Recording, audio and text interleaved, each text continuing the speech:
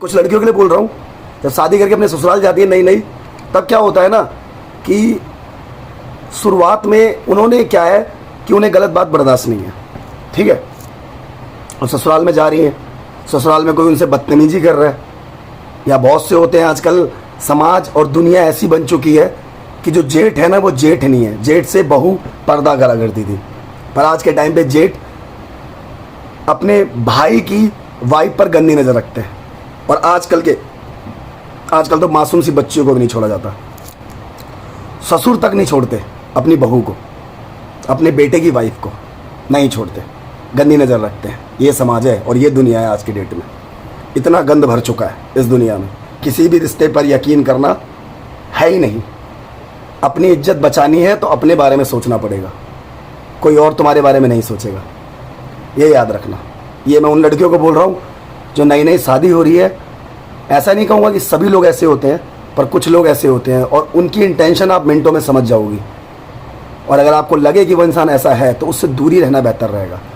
और अगर ससुराल में जाकर वो लड़कियाँ अपनी बात रखना शुरू करती है ना, तो उन सास और ससुर के दिमाग में एक ही चीज़ आती है कि हमारा बेटा गलत जगह पर फंस गया, लड़की हमें बहू सही नहीं मिली। वो अपने हक के लिए लड़ रही है या अपने हक के लिए कोई चीज़ रख रही है और गलत बात अपनी ससुराल में बर्दाश्त नहीं करती है, उनके तोते जैसी उनकी ज़ुबान नहीं बोलती है और वो अपने राइट को अलग रखती है, उन लोगों के सामने अपनी बातें रख सकती है। और उसका पति भी अगर गलत करता है उससे भी अपनी बात अगर रख सकती है ना, और रखने वाली होती है, तो उसको बोलते हैं हमारा बेटा फंस गया और गलत जगह पर शादी हो गई। तो वो माँ बाप क्या करते हैं, वो सोच 1972 वाली लेकर बैठे हैं। वो क्या करते हैं, बिचौलिया को कोसते हैं, उसके लड़की के माँ बाप को कोसते हैं। सिंपल सी बात है, लड़के से कह रहा हूँ जो पति होते हैं और सास ससुर से कह रहा हूँ, आप उस लड़की के माँ बाप को उल्टा बोल देते हो, गालियाँ देते हो। कोई भी अपने माँ बाप के बारे में उल्टा नहीं सुनेगा, सिंपल सी बात है। अगर आप उसके माँ बाप को उल्टा बोलते हो और वही लड़की अगर पलट के आपके बेटे को आप लोगों के बारे में उल्टा सीधा बोले कि तेरे माँ बाप ऐसे हैं, ये वो फलाने ठिकाना, कमीने कुत्ते, जो भी कुछ बोले, तो आपका बेटा बर्दाश्त कर लेगा। अगर आपका बेटा बर्दाश्त नहीं कर सकता तो वो लड़की क्यों बर्दाश्त करेगी। और अगर आपका बेटा गाली देता है उसके माँ बाप को और वो पलट कर देती है तो आपका बेटा बर्दाश्त कर रहा है, तो बात एक ताल में बैठ जाती है। जब आपका बेटा बर्दाश्त नहीं कर सकता तो लड़की बर्दाश्त नहीं करेगी, ठीक है। सबके बॉडी का स्ट्रक्चर अलग अलग होता है।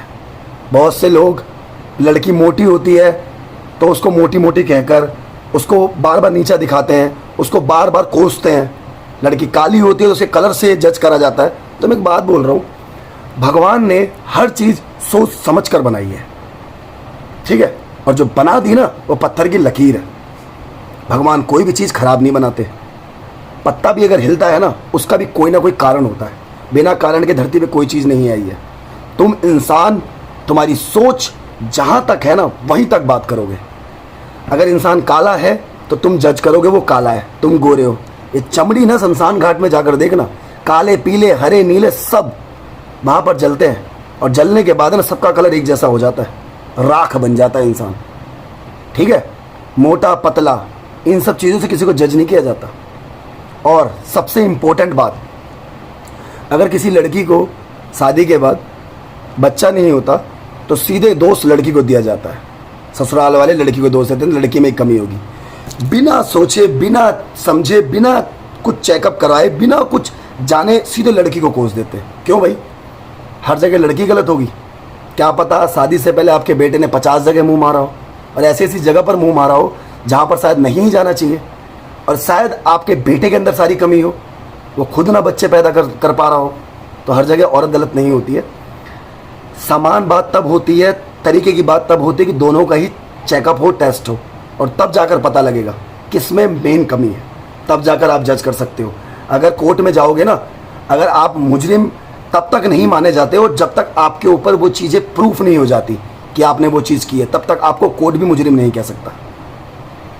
तो मेरी बात आप लोगों को समझ में आ गई होगी, मुझे ज़्यादा समझाने की ज़रूरत नहीं है। तो ये चीज़ें ना बदल कर रहूँगा अब। जय शिव शंभू, हर हर महादेव।